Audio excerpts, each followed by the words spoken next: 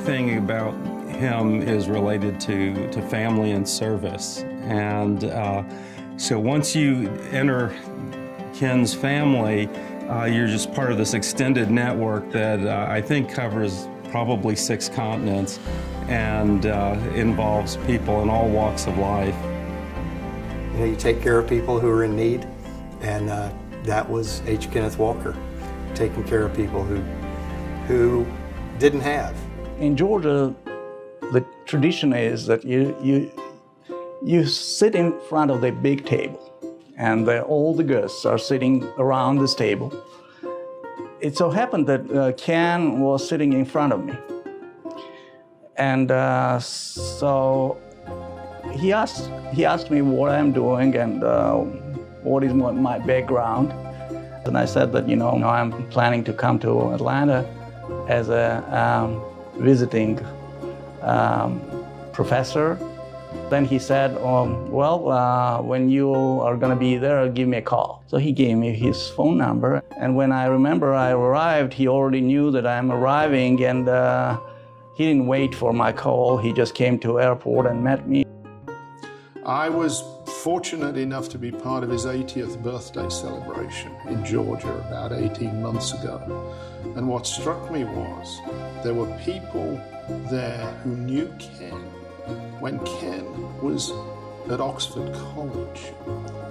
What was so extraordinary about it was in almost every case, Ken had reached out to help people that he thought were worthy of help, that needed help and would respond and make something of themselves. And not just in medicine.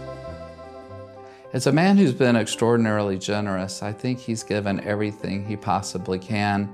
It's easy to do that for a short period. It's hard to give 100% every day for your life.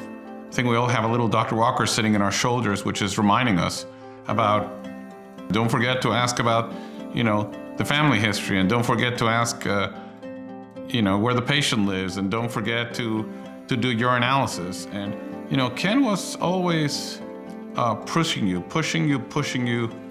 to be better, to do the right thing.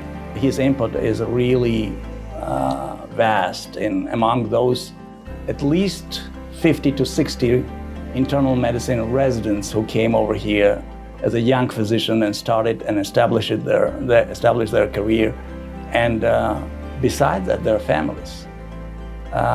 You know, they help their own families, friends of friends, and so on and so on. So it's like a geometrical progression of the people whom he helped. He helped 10, and then 100 were helped by those 10, and so on and so on. This is Dr. Walker's book that he put together, and it's called Clinical Methods. And the first edition came out in the late 70s, early 80s, and it put Emory on the map because it was really the first book of its kind. Every element in this book corresponded to one of the elements in the medical record.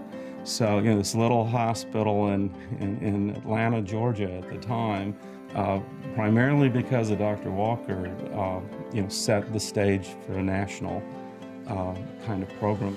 He is sort of the perfect example of somebody who said, what can I accomplish through Emory that I couldn't accomplish on my own? He took the tremendous resources of a university like Emory with global reach and directed them towards a very ambitious goal of sort of modernizing the healthcare system and the healthcare education of a faraway country. Over the time that I was at Emory, we saw the university change from more of a regional school to a major research university with literally worldwide reach. And I think a lot of that is attributable to some of the things that Ken did, especially the Georgia project. He went to Emory College, he went to Emory Medical School, he went to Emory Residency, he's been on the Emory faculty. In one way or capacity, Ken has been at Emory for over 70 years, you know. It's hard to think about anybody who carries Emory in their blood more than Ken. Ken is Emory.